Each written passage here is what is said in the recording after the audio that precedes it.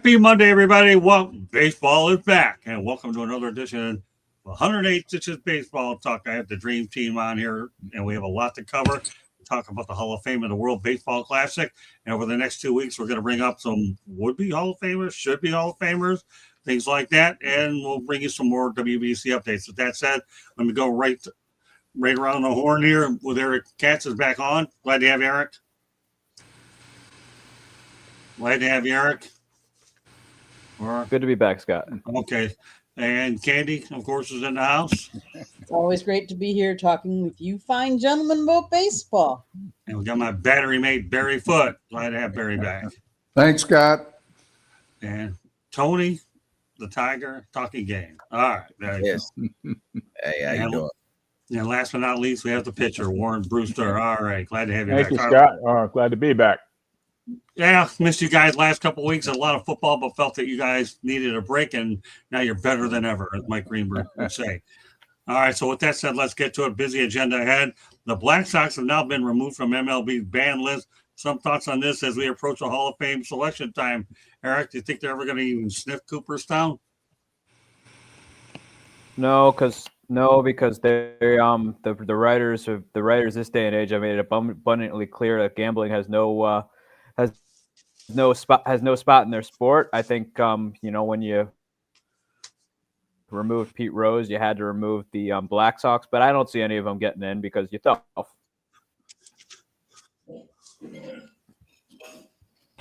Candy? Yeah, I don't think so either. There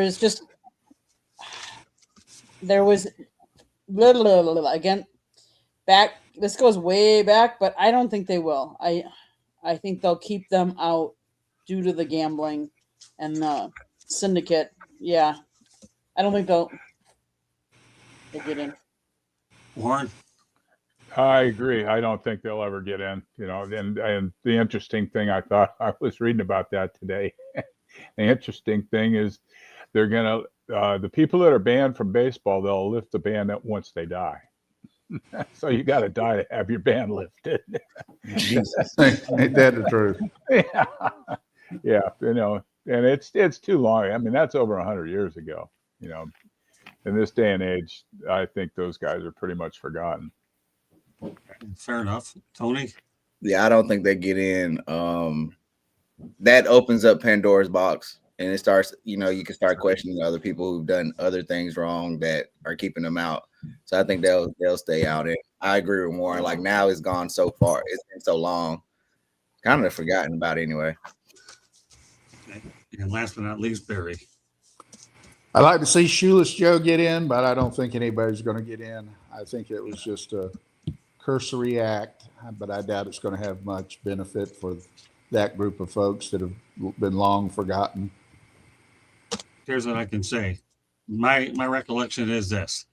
They made Field of Dreams good, but they're not sniffing Cooperstown.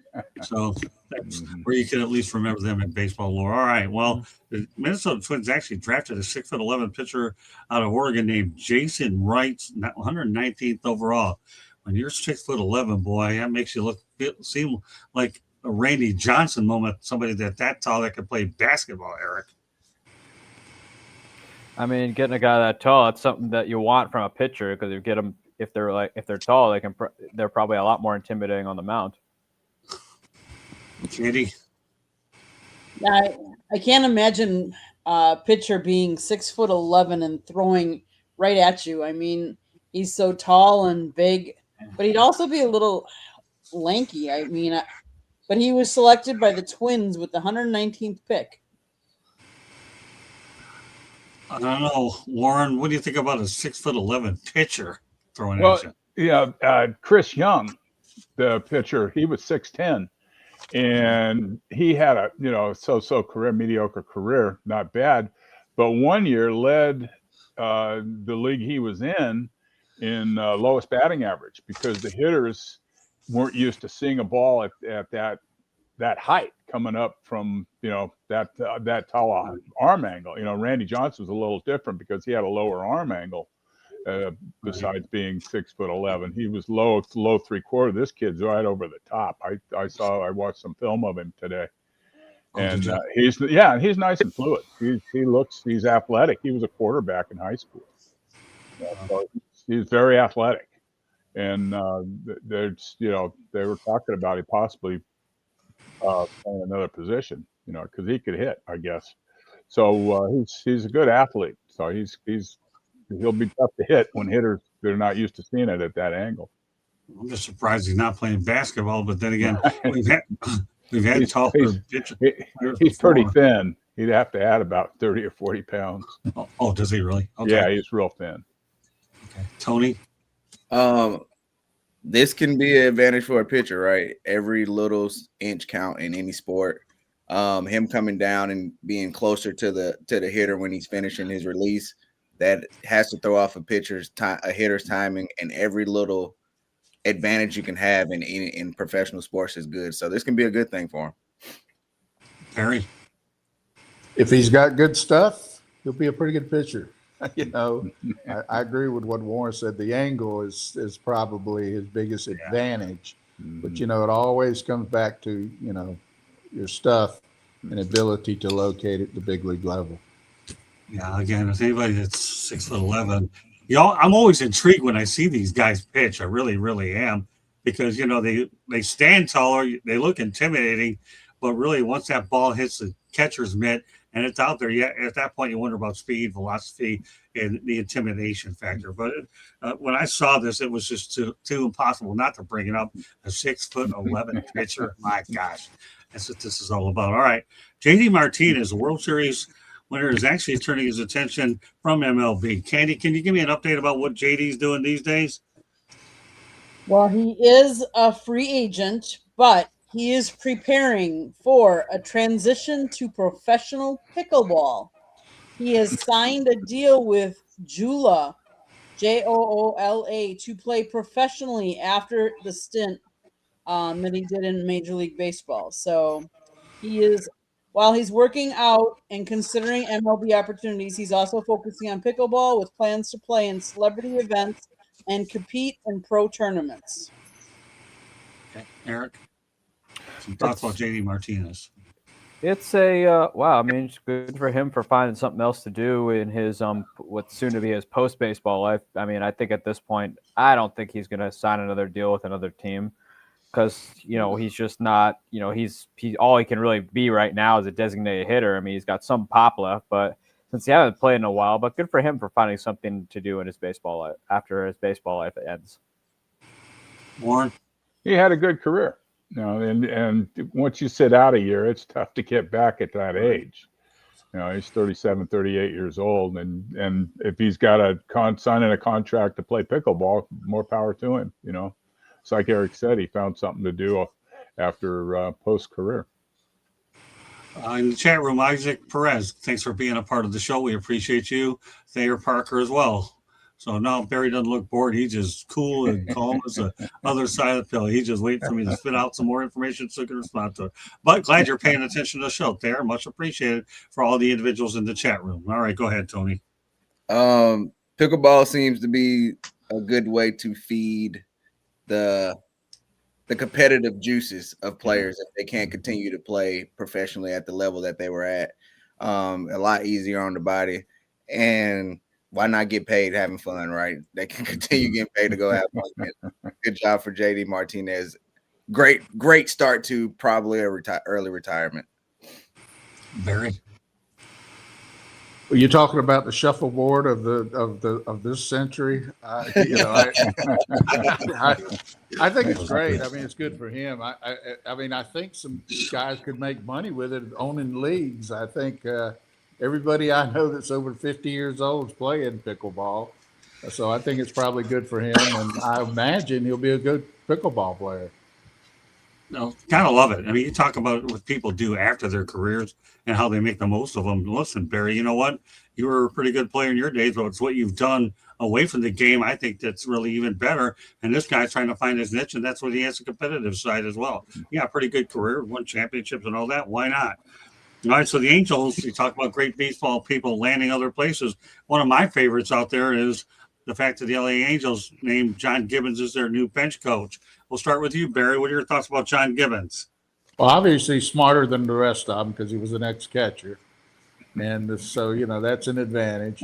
Now, he's a good baseball guy. I've seen Gibbons, for many, many years. He's a good baseball guy. I'm sure he'll do a good job for him. Tony? Yeah, I agree. Catchers always make the best coaches. It's almost like basketball with point guards, football with no shade, but backup quarterbacks. It's just like certain professional athletes just transition into coaching well. So I think this would be good for the Angels. And hopefully the Angels can get back to some winning ways. Warren? Oh, I think it's a great deal for the Angels. Here's a guy that's managed before and coached for years. He's got a lot of experience, and that's what they need. They need to get something to get them on the winning ways. And here's a guy with experience that's done it and been around a long time, can really add to the organization. Yeah, I've known John a long time. He's certainly one of my favorite people over the years. I wish him well out. The Angels look forward to seeing him again. Candy? As much as we say that he has been a coach for a long time, he did not play for very long, but he coached for a long time. It was interesting doing some research on him that he was a top catching prospect back in '84. He was set to start the season in the majors. However, a collision with Phillies Joe LaFarver in late March landed him on the 15-day disabled list. He eventually started 6 games at catcher in April of 1984, but batted only .040 in that stretch. Then he went back on the disabled list with a sore arm. He was called up to the majors in '86 with the Mets. He appeared in 8 games and batted better. .474, 9 for 19. But the Mets already had the major's best catcher in Gary Carter and an established backup in Ed Hearn. So he was the Mets bullpen catcher. So it's kind of interesting that he has been a coach for a while and a manager, which is great. But he just didn't have a long career in the majors. I thought was surprising. He's a catcher. And Candy, that's my favorite position of the diamond. I played it too, just like Barry. And I've been very vocal about the Marlins. You got to get me some catchers. You got to do that because I have a field day with them. We speak the same language. Eric? I mean, Gibbons has been around. He was a manager twice with the Toronto Blue Jays. He's been a coach. He's got all sorts of experience. He was part of the Mets. He was part of the Mets coaching staff that when they made that surprise run to the NLCS and gave the Dodgers all that they could handle. And I think that it's a good move for the Angels. You get a very good, experienced baseball man who I think will bring a ton of experience to that team. Okay, continue to move on. Bubba Chandler becomes the first pitcher in Pirates history to record a save in their MLB debut. Barry, that's quite an accomplishment to record a save in his first MLB debut. Well, it's quite an accomplishment to be put in that situation. I think he's a starter, isn't he? I know what his right. He started out as a receiver to get his feet wet, but then he did become a starter. Yeah. So correct. I mean, be put into a save situation is that doesn't usually happen, and it usually only happens with a club that's not in the hunt. But I looked at his numbers today. He looks like he's got good stuff. His walks are a little high, but he looks like he has good strikeout total. He went 4-1 at the big league level, and I don't know if he ever was above 500 in the minor leagues, but it doesn't matter once you get up to the big leagues. We're going to be talking more about Bubba Chandler too in future shows. I just found that as a very unique accomplishment. Barry and Warren, everybody else said he was able to get a save in his first appearance. So there's a lot more that we will talk about as we head towards spring training for sure. Tony, some thoughts about Bubba? That's great to get a save in your first appearance. And, playing for a team like the Pirates, you kind of get some wiggle room to try stuff out. I think him going 4-1, 4.4 ERA, that may go down once he gets more acclimated to being in the big leagues. But that's pretty impressive. Next stop, Canton and catching Mariano Rivera. Who knows?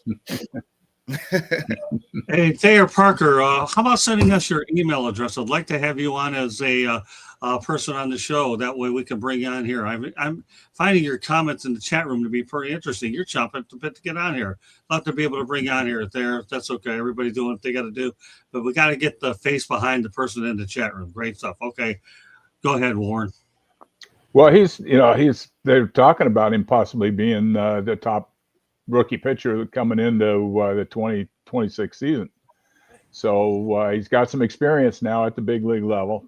Like I said, he's got a save in his first major league outing, which doesn't happen very often. That's very far and few between. They like to bring pitchers along, put them in the middle of the innings and stuff like that, so there's not a lot of pressure on them.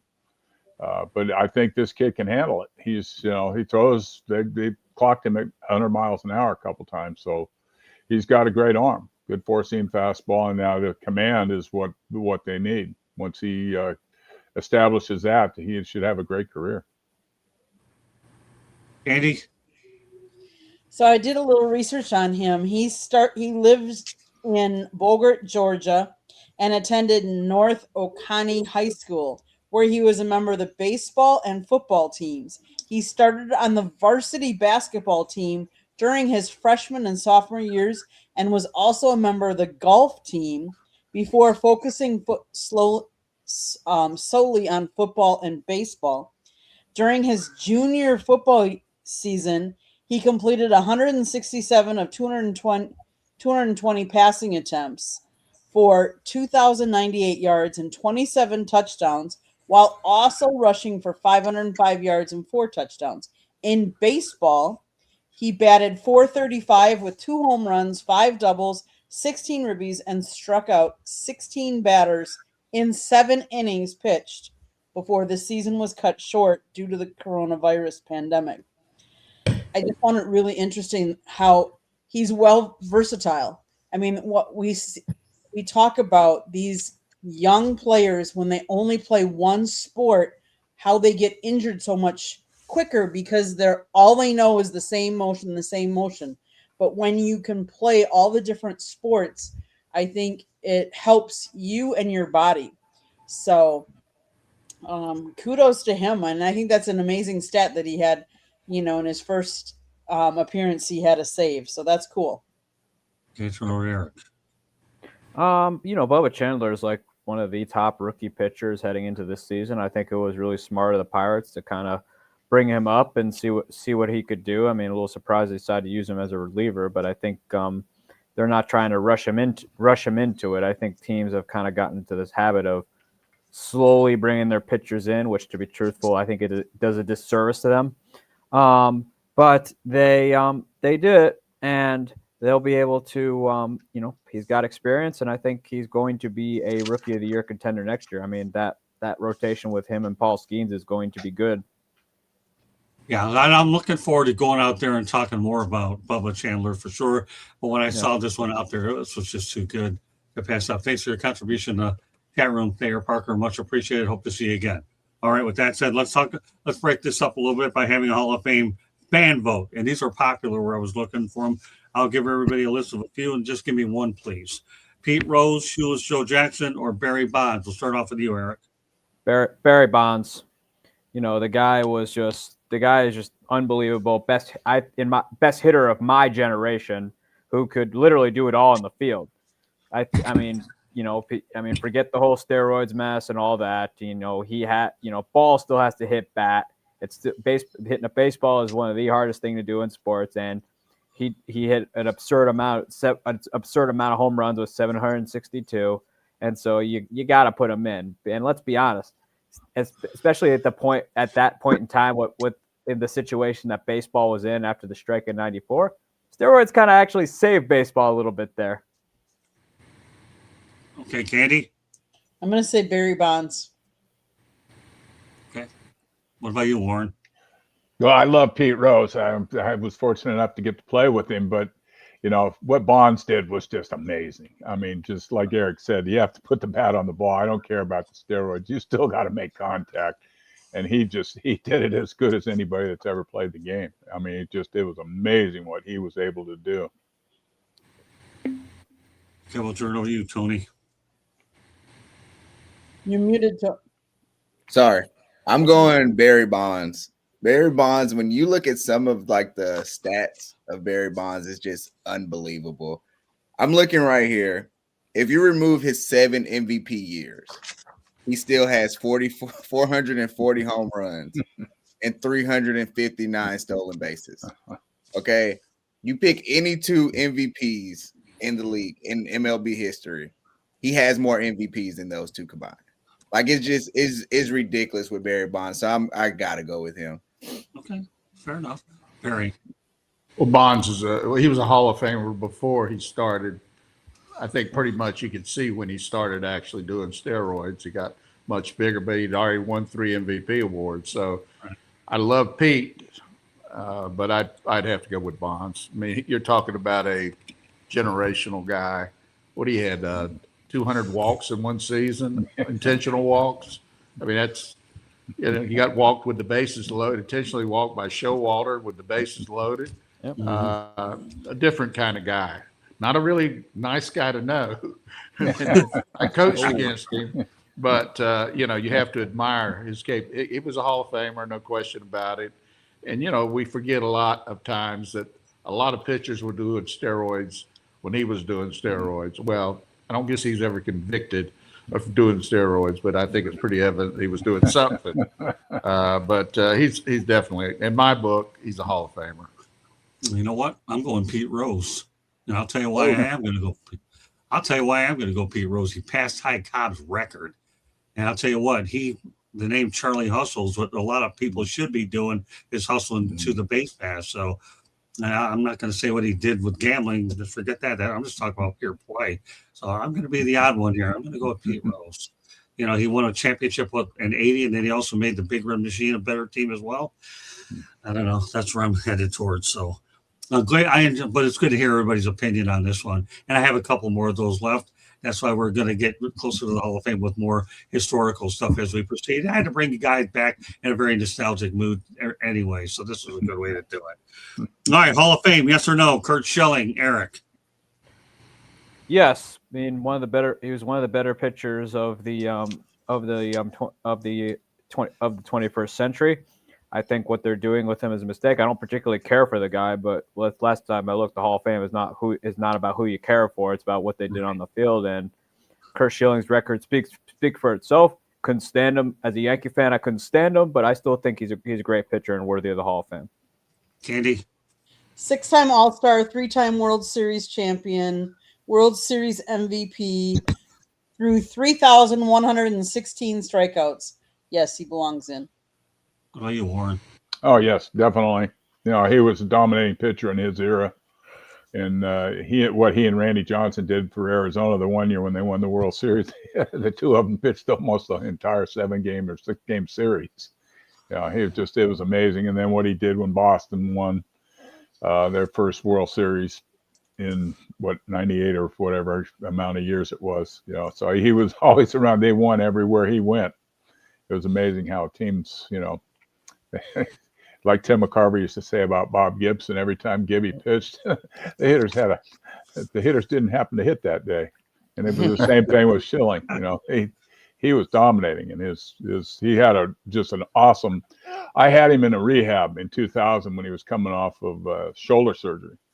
And the first couple outings, he was throwing mid-90s, and then all of a sudden, about his 4th or 5th rehab start, the ball started changing gears. It came halfway to home plate, and it was changing gears halfway to home plate. It was unbelievable. These poor kids in A-ball had no chance in the world of making contact. It was It was amazing. He was just on another level.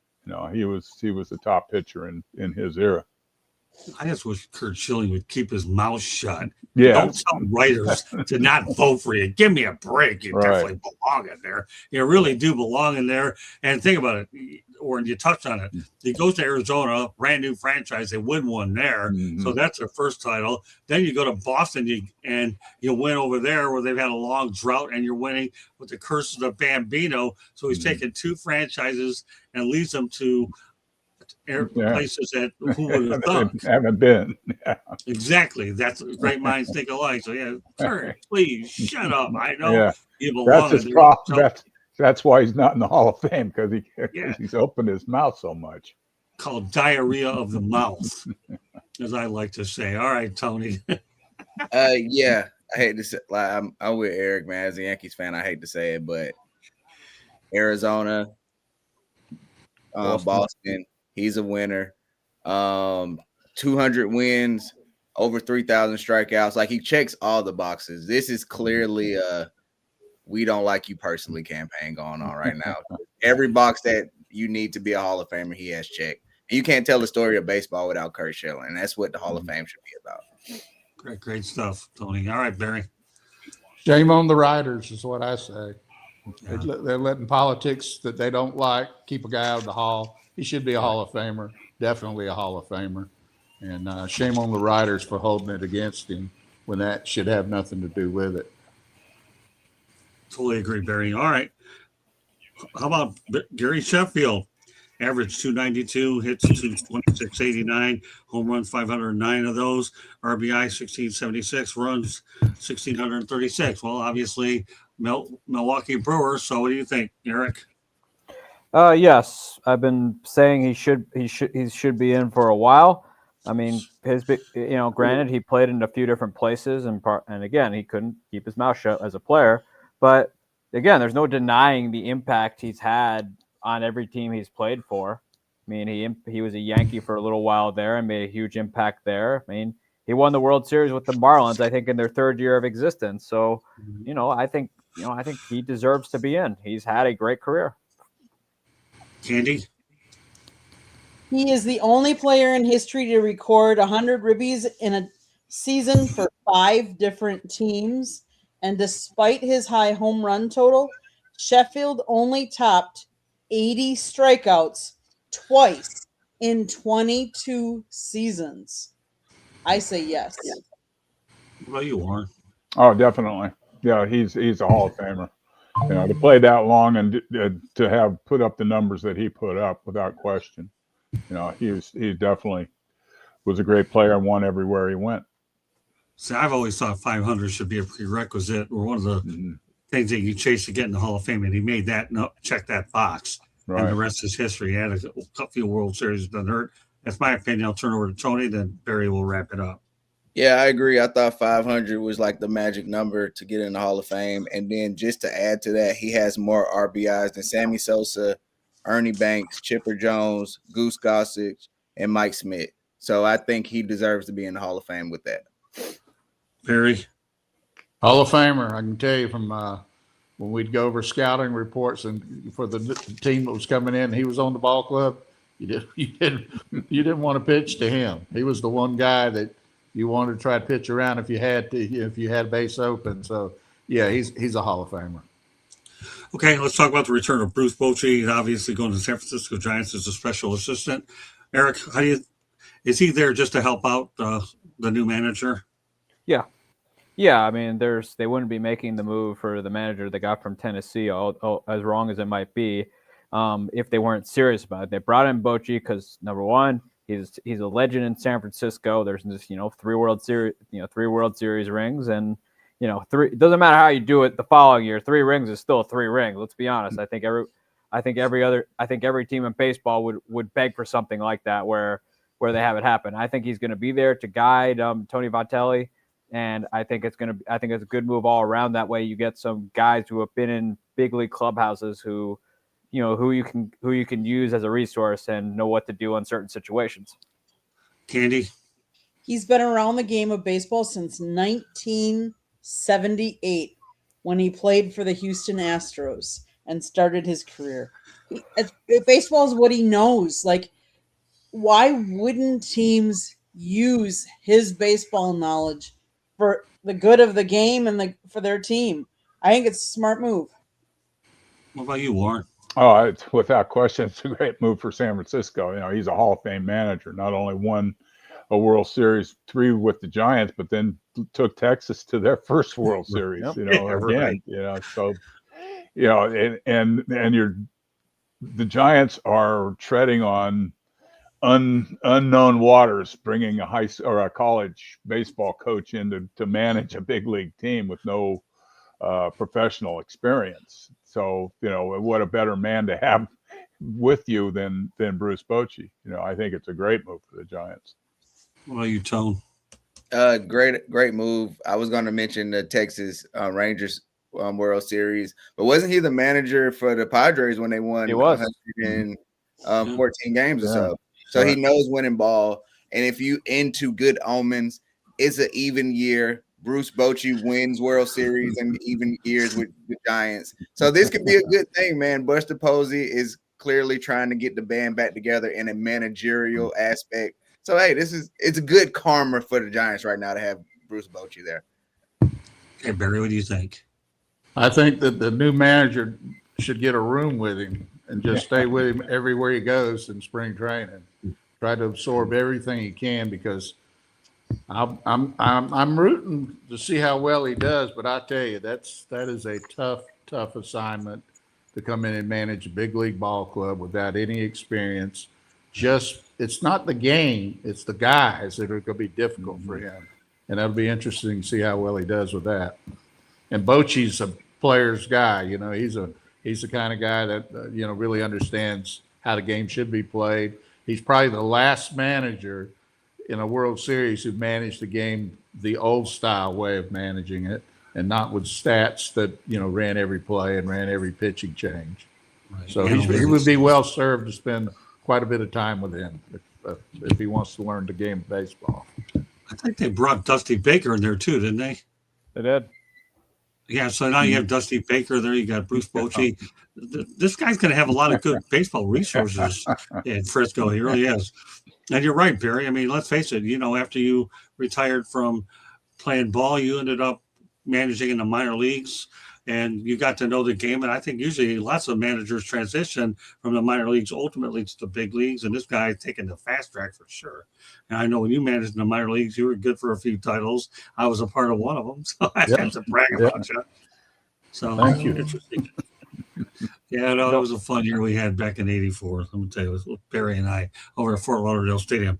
All right, well, WBC Logan Webb has been added to the Team USA roster, and he adds muscle to the pitching staff. So what are your thoughts, Eric, about Logan Webb?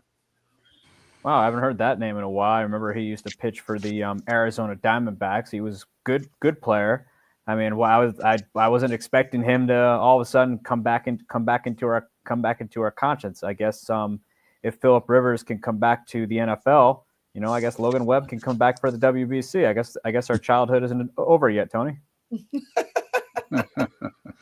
Yeah. All right, Candy. Yeah, I mean, he was selected by the Giants in the 4th round of the 2014 MLB draft and made his major league debut back in 2019. He was an all-star in 24 and 25. So, hey, kudos for Team USA.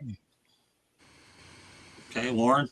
Oh, that's a good move. They got Paul Skeens and Tarek Skubal. Their pitching staff, their starting staff is going to be pretty good. Great minds think alike. Great minds think alike.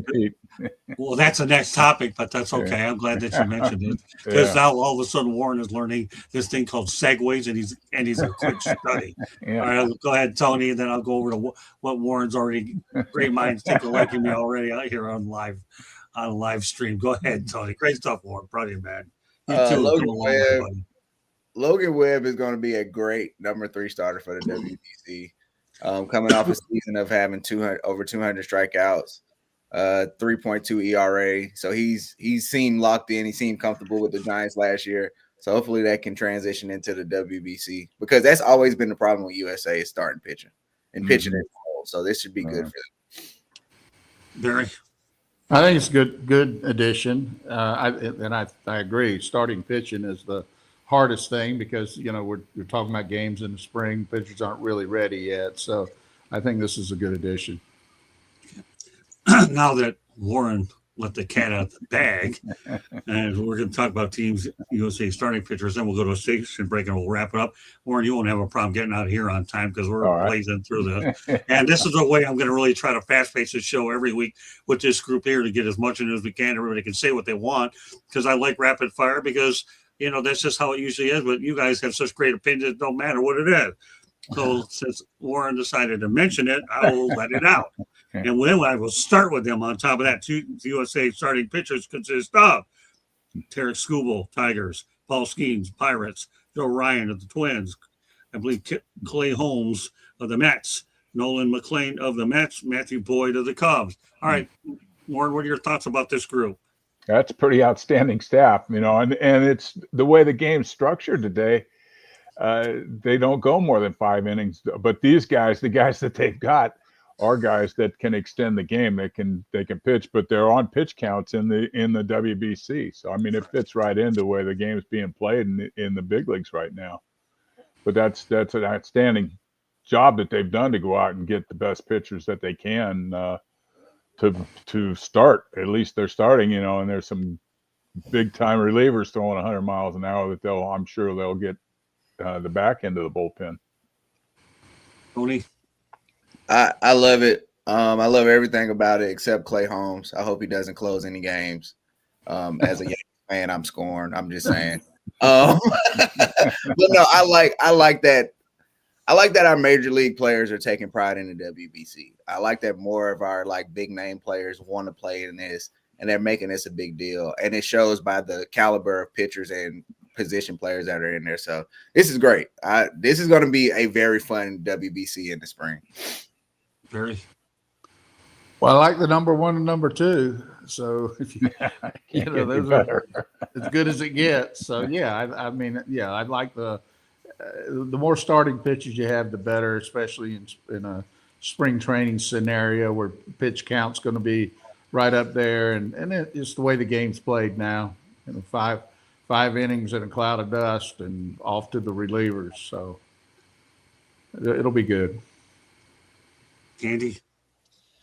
I think it's good, and I think it's good for baseball. I think there are times that star athletes don't participate in some of these for them not wanting to get injured or anything like that. But I think this makes it really interesting. I'm actually thinking it'll be interesting to watch the World Baseball Classic, and I don't know that I've tuned in hardly ever before, but definitely interesting lineup, and kudos to USA. Eric? It's a loaded staff. I mean, you have Paul Skeens and Tarek Skubal. That's like all-star game quality right there. I mean, it's probably the best pitching staff Team USA has had in a really long time. And, you know, this year I think is going to be the best edition ever of the World Baseball Classic. I agree. I just thought of Skeens and Skubal on the same staff. To me, just gives me chills down my spine. I mean, you're talking about Skeens, who had probably That's the not least fair. amount of run support in Pittsburgh. And who knows how long he'll be there, but yet he's the future of the sport as long as he stays healthy. And Tarek Skubal is going to make a lot of money. And what he's done with that number 29 jersey, who, by the way, many years ago in Detroit was worn by Mickey Lolich. And now we all know what kind of a pitcher Mickey Lolich is. He's a left-hander wearing a Mickey Lolich jersey. Not all that bad. All right, we'll turn over to Candy for a station break. South Florida Tribune Publishing Company published a book, Lessons from the Microphone, Tuning into the Enduring Wisdom of Visionary Leaders. It is written by our host, Scott, the Motor City Madmouth Morganroth. Talks about his 40-plus years in the business and how it has evolved, old school media versus new school media. Go get your copy today. It's available on Amazon, Barnes & Noble, Kindle, Google, and Apple Books. There's also a link on our website, www.southfloridatribune.com. If you like to listen to podcasts, you can find us wherever you get your podcasts. If you see the red subscribe button in that lower right-hand corner, that means you have not yet subscribed to us. Please do so. And if I want to make it easier, you can there's a QR code. Scan it, and it'll take you right there, and then click subscribe. If you want to advertise or sponsor a show, you can email us at southfloridatribune@gmail.com, or if you want to be a guest, you can always email us. Last but not least, subscribe to us and then turn on those notifications so you're notified every time we go live so you don't miss any of our great programming. Back to you, Scott. All right, let's continue on. Only about a half dozen topics, so we're rolling on really well. All right, so let's start a team. You're on the clock. Okay, but I'm going to give you one person to do it with. You got Ricky Henderson, Mickey Mantle, or Roberto Clemente. We'll start off with you, Eric. I'd start it with Mickey Mantle for sure. When he's healthy, best player ever. What about you, Candy? I was going to say Mickey Mantle. Okay. What about you, Warren? Right, that Mickey Mantle, yeah, center field. Could throw, could hit, could run. He could do it all. Hit with power. He was definitely a 5-tool player in all sorts of states. Hey,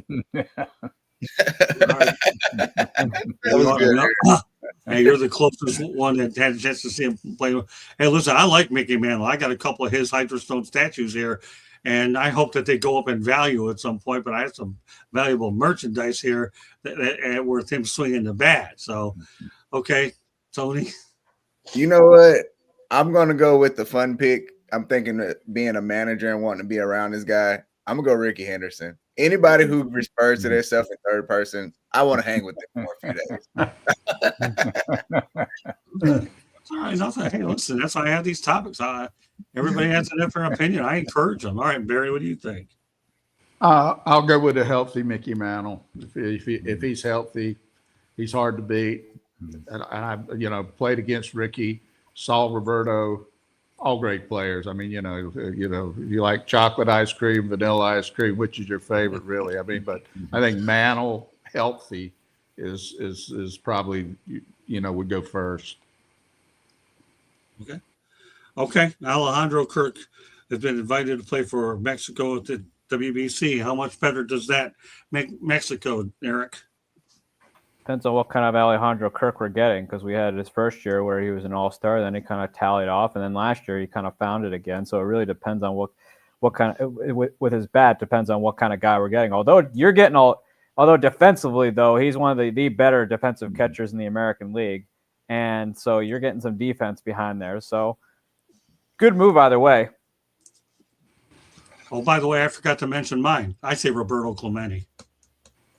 I like Roberto Clemente. A well-rounded player, and I'll get to him in a moment. So, all right, go ahead, Candy, about Alejandro Kirk. No, I think it's good for them, smart for them. Good catcher.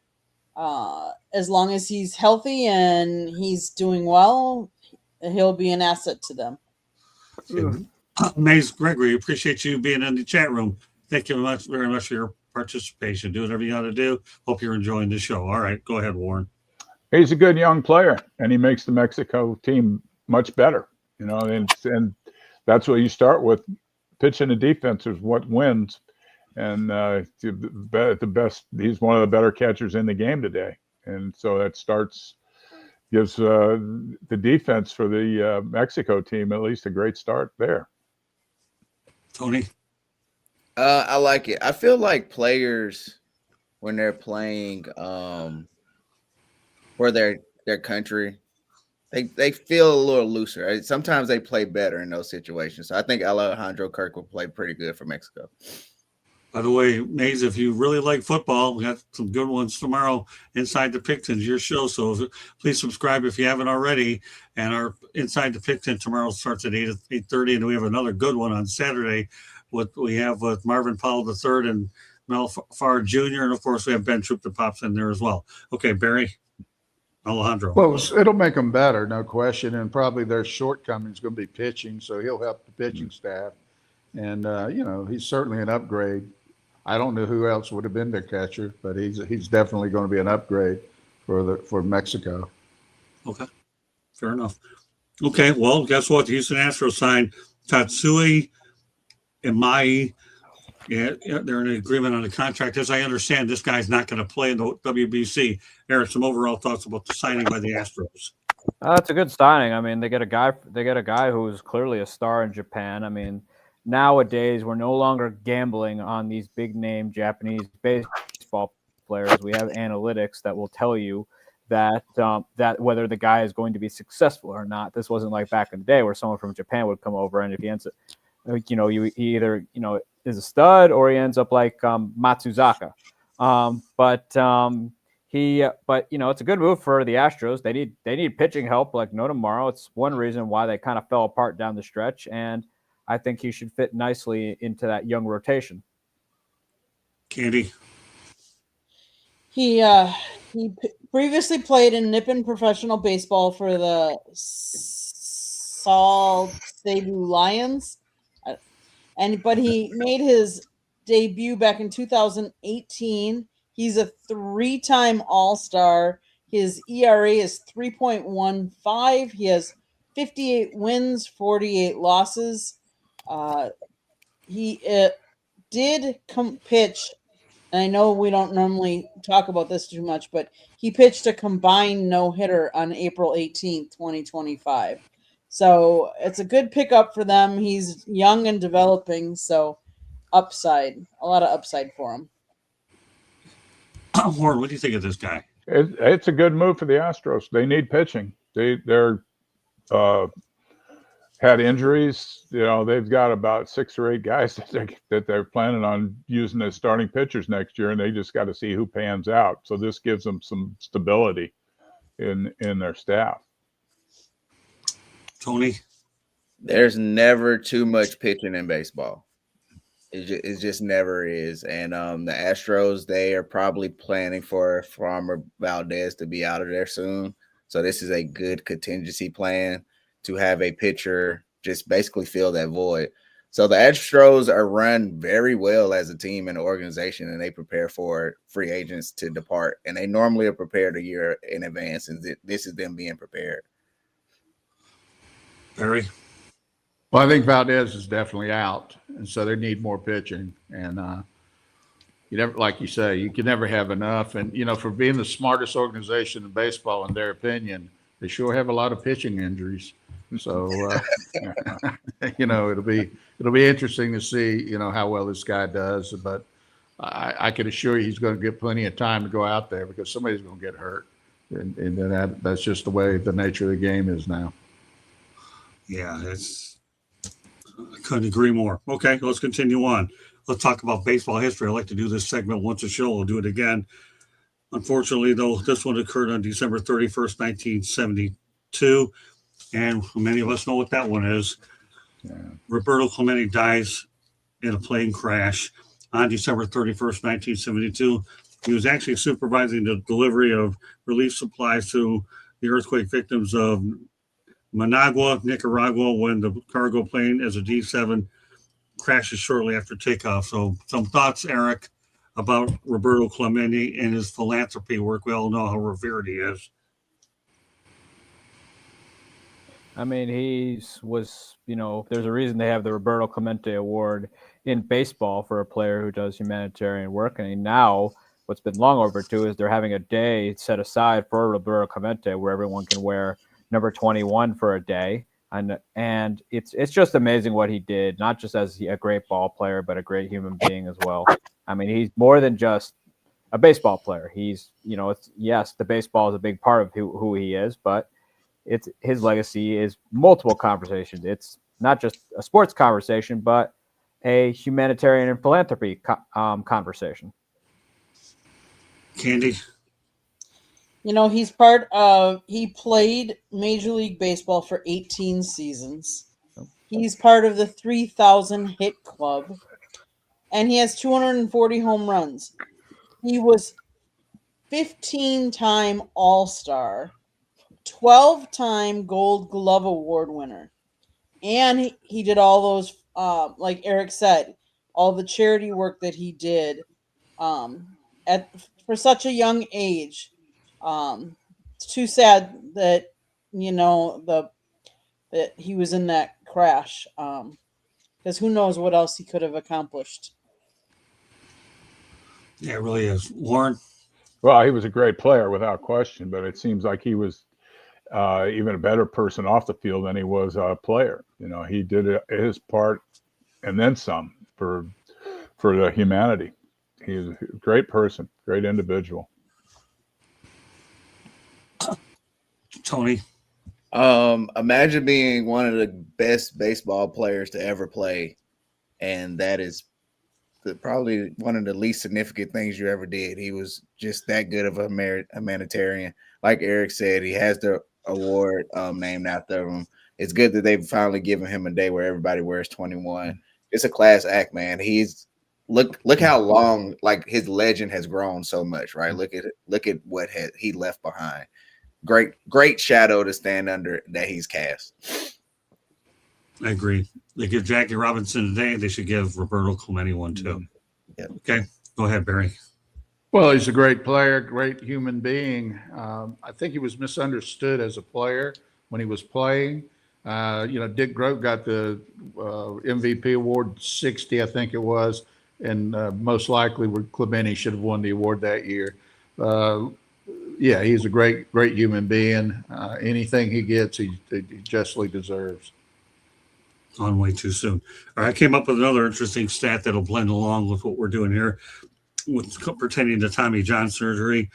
39% of all pitchers have had Tommy John surgery per John Rogelli. So, Merrick, some thoughts about that? Seems like a staggering high number, at 39.1% to have that surgery. Well, it's become unfortunately though, it's become a part of the game where Right. you'd hear about it once in a great while where some pitcher would have to get it, like Ella Kerry Wood, which I can recall that one. Right. But nowadays it's become just routine. I mean, we don't teach. I've been adamant against the fact that we don't teach our kids how to throw the ball anymore. We don't teach them how to properly pitch. We don't teach them mechanics, and we just expect them to go out there, throw some gas for a little while, and then back in. They don't throw enough anymore, too. We just aren't teaching them correctly. That's why we've seen a staggering rise in Tommy John surgeries. Of course, Major League Baseball isn't going to tell you that. They commissioned a joke of a study that said everything that we already know. Well, congrats, Rob Manfred. You just wasted millions of dollars telling us something that everybody in the stadium already knows. So, the fact that we're not teaching our kids anymore how to properly pitch, how to recover after an outing, which is something that people don't talk enough about. I'm sure Warren can attest to that. That we don't teach them enough. And and because we didn't teach them how to pitch and how to use proper mechanics, we are having more elbows go under the knife than ever before. So if I call in everybody or nobody? Nobody. Thank you for coming to my TED Talk. Okay, there you go. All right, we'll go to Candy. I just lost my thought for a minute. Go ahead. Over 1,000 major league pitchers have had Tommy John surgery since the first operation on pitcher Tommy John back in 1974. And there are some pitchers that have had it more than once. Yeah. Part of it, I think, is yes. I don't think the mechanics of us was meant to throw balls at over 100 miles an hour. And part of it, I think, is the specialization of pitchers, that they think that that's all they do. And so they constantly have that same stress. They're not necessarily doing or playing other sports. So they're using their arms in different, ways or avenues. I think part of it is that. And I think we start them way too young. And I think part of it is being competitive. We teach kids to be competitive. And what's more competitive than throwing the ball as fast as they can, at such a young age. So I think it has a lot to do with that. Well, Warren, I'm sure you have some thoughts on this topic. Yeah, I know, my head's spinning. There's so many reasons for the amount of Tommy John surgery. Number one, in my opinion, they're not teaching pitchers to use their legs. They want to see them stand tall and fall and just throw it as hard as you can, and that's not pitching, that's throwing. And, they're not throwers, they're pitchers. And if you use your legs more, Tug and I were teammates in Philadelphia with Barry. And I asked Tug one day, I said, the Mets had all these pitchers, Nolan Ryan, Jerry Koosman, Tom Seaver that pitched over, and Tug pitched 19 years himself. All these guys pitched over 20 years. And what they taught in the Met organization was drop and drive. Seaver used to wear a knee pad on his right knee when he pitched, and he never had a problem with his elbow, and he threw 300 innings every year. It just did, and all the guys in that era did. And Nolan Ryan's another one. He finally did have elbow surgery after 27 years. But that was the whole thing, was you got to use your legs, and that takes the stress off your arm. I was taught that at a young age, thank God. And that's what the game has gotten today. They want to see a guy throw 100 miles an hour. If he lasts 2 years, 5 years, so be it, because we'll go find somebody else that can throw 100 miles an hour to replace him. It's they're just going right through the pitchers today. They're not giving them any longevity whatsoever. Very few, or it's less and less. Scherzer and Verlander are still pitching today. They're the last of that breed, and now it's guys are going to pitch 8 to 10 years and then they're gone. That's it. Great points. I knew you'd have a lot to say on that. Max Scherzer. That's just touching the surface. Yeah, well, you played the position. You ought to know better than any of us. All right, go ahead, Tony. Man, I almost don't want to follow Warren because he has so much like actual knowledge of the game. But I figured that was the case, right? They're throwing so hard. There's no one's getting over with 86, 87, 88 anymore. It's all 95 and above. And you can tell it's just like burning out tires, right? If you're running your tires too hot, they're going to burn out. You're going to have to get some new tires and new tread. It's crazy to think that now when I see pitchers sign those 8-9 year deals for big money, in my mind, I'm already assuming that they're going to miss 18 months of their contract, because that's just what baseball is nowadays. And if you're good enough, they don't mind, having you sit out for those 18 months. The lower tier pitchers, that's who I feel bad for, right? Because once you get hurt, it's hard to come back from that. Barry? The 39% surgery rate seems high, but to hit on Warren's point, I was scouting with the Yankees and I saw Nolan Ryan was pitching. Nolan Ryan pulled a hamstring throwing a pitch off the mound. And if you're not using your legs, you ain't going to do that. So that does show you that they really did stress using their legs. And that's probably something that we don't do enough of in coaching kids today. Plus not throwing enough. I don't think our kids throw enough. They either don't throw enough or they throw too much. They don't have that fine way in between. And that's why I'm with Candy. I'd like to see all kids play every sport that they're capable of playing, not just one. I think it really is detrimental just to play one sport. Yeah, great points all the way around. I find it hard to believe, especially when you had the first time you John surgery. You're supposed to think you're done and over with, but all of a sudden you're getting multiple ones. That's the part that annoys me a lot. They have to go back and a couple of times or so. That's the part that's a little disturbing. All right, final topic of the night. We'll make it a fun one, and that's this. Hall of Fame fan vote. That's why they're so fun. Don Mattingly, Steve Garvey, Keith Hernandez. We'll start off with you, Eric. I gotta go with in that class, Keith Hernandez. I mean, probably one of the better defensive first basemen all time. Actually, the Mets had their, especially during the '80s, the Mets had their relays get thrown right to go right through Hernandez because of how great he was defensively. Big part of that '86 team. People forget too, he was a solid player on the St. Louis Cardinals as well. I think what's holding him back, though, unfortunately, though, is his involvement in the Pittsburgh drug trials. Although he's kind of back in the good graces of the Cardinals these days. But he's a guy who's long overdue. Definitely deserves to get in. Candy.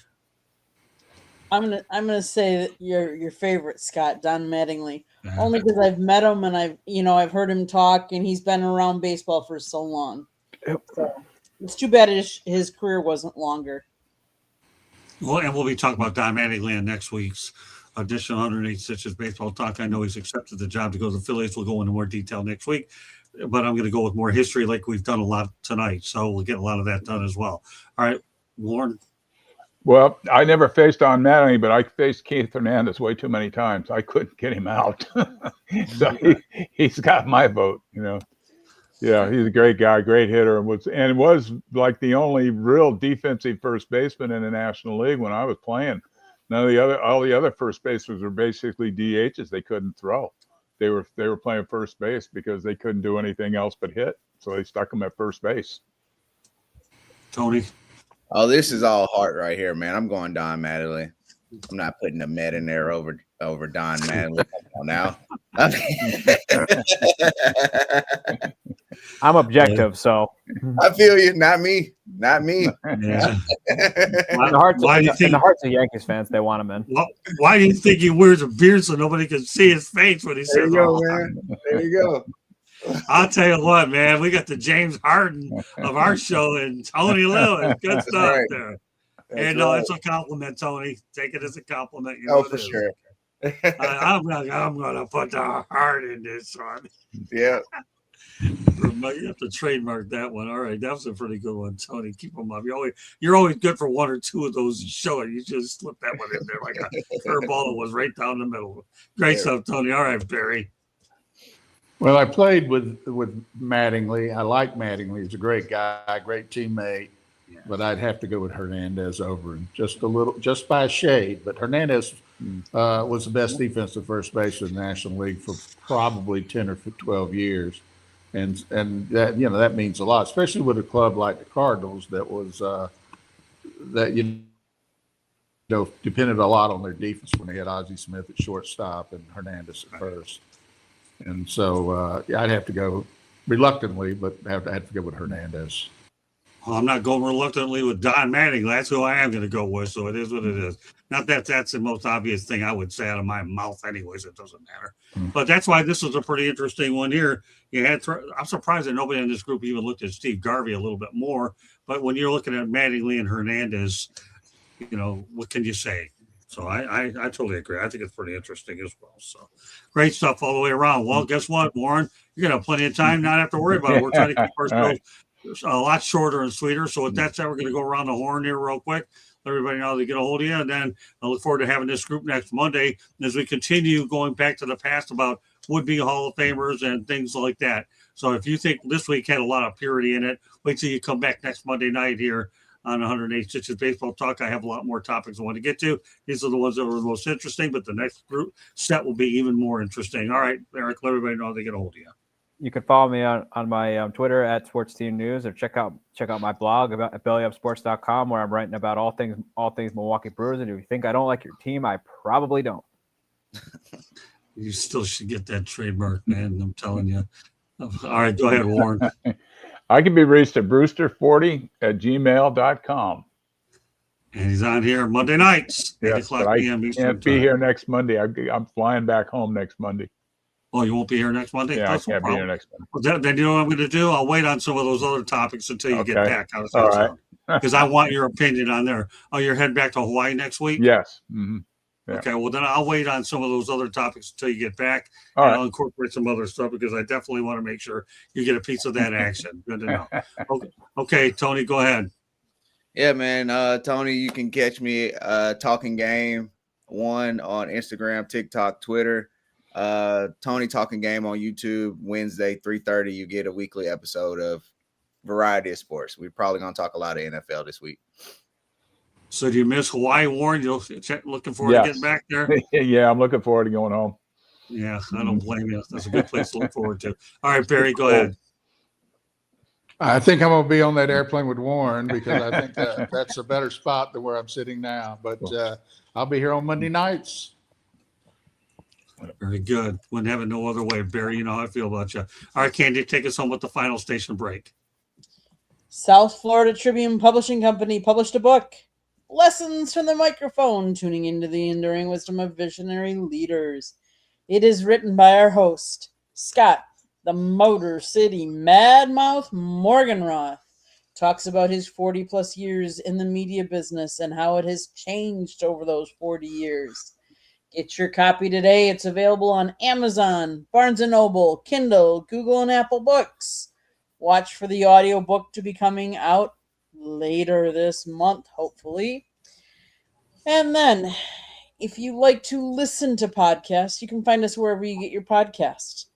If you want to advertise or sponsor a show, or if you want to be a guest on the show, email us at southfloridatribune@gmail.com. Last but not least, if you see that red subscribe button in that lower right-hand corner, that means you have not yet subscribed to us. What are you waiting for? Just do it. Click it like a sheriff or hit the QR code. and then hit the red button, subscribe. Last but not least, then turn on your notifications so you're notified every time we go live. We have some wonderful programs on the channel, new, old, plus we have some old interviews. So if you like listening to the Baseball Tonight, if you want to go catch Scott interviewing Don Mattingly, it is on our channel. Go check it out. Back to you, Scott. All right. Well, thank you very much, Candy. Appreciate all that. We do have a busy week here. We start off with baseball. I have a lot of football coming up, and we have a lot of interesting shows all week as well. So, meanwhile, I want to thank this group for being a part of tonight's show. And Warren, looking forward to seeing you in 2 weeks, my friend. Yes, sir. Better than ever. Barry, we have it next week. There's plenty of baseball information. I've been holding back for this to get back on, so plenty to talk about here. So on behalf of Warren, Tony, Barry, Eric, Candy, my name is Scott Morgan, around the Motor City Madmouth. Thank you for joining us on this edition of 108 Inches Baseball Talk. We also appreciate the participation in the chat room as well. So take care, everybody. We'll see you next Monday night. The Saturday show won't be this week. We'll probably bring it back in about another week or two as well. And Candy and I are going to be heading to the Senior Bowl up in Mobile, Alabama, probably at the end of the month as well. So we're looking forward to that project as well. So we have a lot of things going on, and we want to thank everybody out there as we have surpassed the 1 million mark in terms of page views, and now we're working diligently to continue the growth of what we're doing. So we couldn't do it without everybody as well out there. So thank you very much for everybody for joining us tonight, and we will see you next Monday. Have a great week, everybody. God bless, and Warren, safe travels to you to get back to Hawaii. Now I have to get a 5-hour time difference instead of 3, but that's okay. It'll be easy. All right, take care, everybody. Appreciate you. Have a great week. Bye now. Bye.